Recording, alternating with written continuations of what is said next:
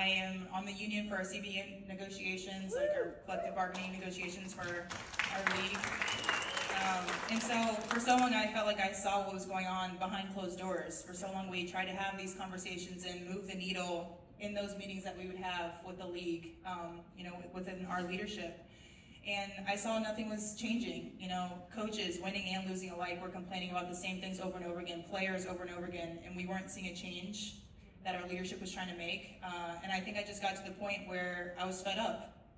Yeah. And, you talked about this with me backstage, and it just resonated so much. It's just like, whether I was going to get annihilated for this, or people were going to support me, I felt what I was doing was right. I felt like it needed to be said. So no matter the consequences, I felt like it was something that needed to be done. Good morning, guys. I am currently recording this video around 11 a.m. I'm not sure where you guys are at, but it is finally starting to look like fall. Right now, I can look out my mom's window. The leaves are like turning and falling off of her trees. It's raining. It's been pouring all day, yesterday and today. It's now in the 70s. It's getting cooler and colder out. The wind is starting to pick up. Okay, so fall is pretty much officially here, at least here in central Ohio. Okay, again, guys, the reason why I'm recording videos earlier this morning, I'm about to just upload them later on tonight, because the next 3 days I'm gonna be out of town. I have a conference of work, like a job networking conference to go to, because this Saturday, October 11th, guys, is my graduation. So happy. Okay, they already emailed me my actual college degree, but I'm actually gonna go to my ceremony. So I'm gonna be out of town again. I know Game 3, of course, for the WNBA Finals is tomorrow at 8 p.m.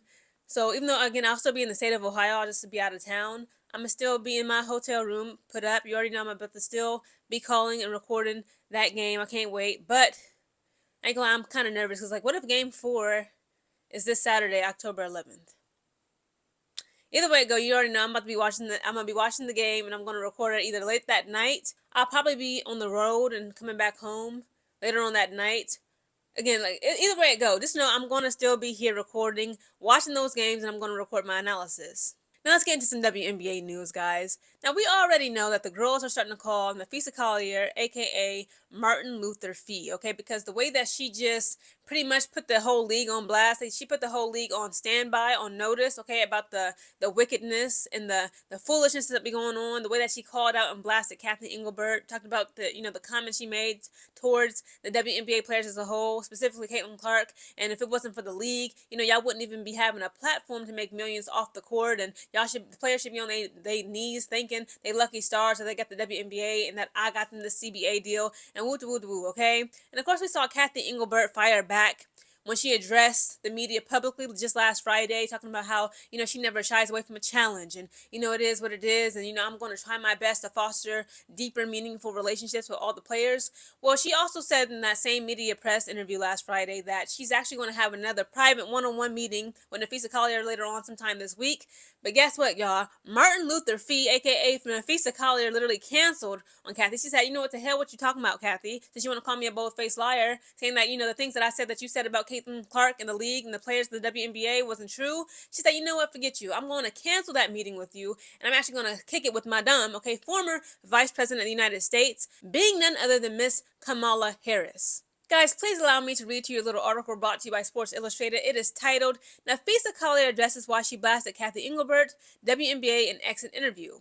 And it reads, Napheesa Collier made major headlines when she blasted WNBA Commissioner Cathy Englebert in her 2025 season exit press conference. The Link star called out Englebert and the league for not addressing important issues popping up year after year in the WNBA, for example, issues with officiating. Collier hadn't publicly spoken about her comments from last Tuesday until Monday night when she appeared on stage with former Vice President Kamala Harris at a book event. Harris asked the question everyone wanted to know the answer to. Why did Collier call out Englebert in the WNBA? In summary, she was fed up about not seeing any changes. I am of the union for our CBA negotiations. Like our collective bargaining negotiations for our league, and for so long I felt like I saw what was going on behind closed doors, Collier said. For so long we tried to have these conversations and move the needle in those meetings that we would have with the league within our leadership. And I saw nothing was changing. Coaches winning and losing alike were complaining about the same things over and over again, players over and over again, and we weren't seeing a change that our leadership was trying to make. I think I just got to the point where I was fed up. Whether I was going to get annihilated for this or people were going to support me, I felt like what I was doing was right. I felt like it needed to be said, so no matter the consequences, I felt like it was something that needed to be done. Collier was supposed to meet with Englebert, but the Minnesota Star has since canceled the meeting after Englebert denied making comments about Caitlin Clark, as described by Collier in her explosive exit interview. Englebert's denials have pretty much pushed the relationship beyond repair, ESPN reported. For context, Collier claimed Englebert told her in a private conversation in February that Caitlin should be grateful for the WNBA and that players should be on their knees thanking their lucky stars for the media rights deal that I got them. So there you have it, folks. Isn't it just kind of odd that you're seeing more politicians like rally around the WNBA? Remember, like, the governor of Minnesota was trying to like have an investigation launch, or maybe she did, or maybe he. I think it was a woman. She was some sort of political figure in the state of Minnesota. She wanted to have some sort of investigation launch about last year's 2024 WNBA championship because she felt, like a lot of people believed and felt, that the Minnesota Lynx was robbed out of a championship. Like, since when are politicians caring this much about sports? Now you got Kamala Harris, okay, former vice president of the United States. She asked Napheesa Collier, so girl, what's tea? Like, how come you put, the WNBA and Cathy Englebert on blast? And Napheesa Collier was like, straight up and down, I'm fed up with them, Madam Harris. I'm fed up, okay, with the foolishness of this league, okay? It's very, very interesting, very drama-filled, very storyline-esque, very soap opera-ish. Because I'm like, you know what? Napheesa Collier could have sat down with anybody. Again, shout out to Kamala Harris. She's a very intelligent, gorgeous, well-accomplished, capable woman, just as Cathy Englebert is, okay? Cathy Englebert is very smart, very wise. So is Kamala Harris. And obviously so is Napheesa Collier.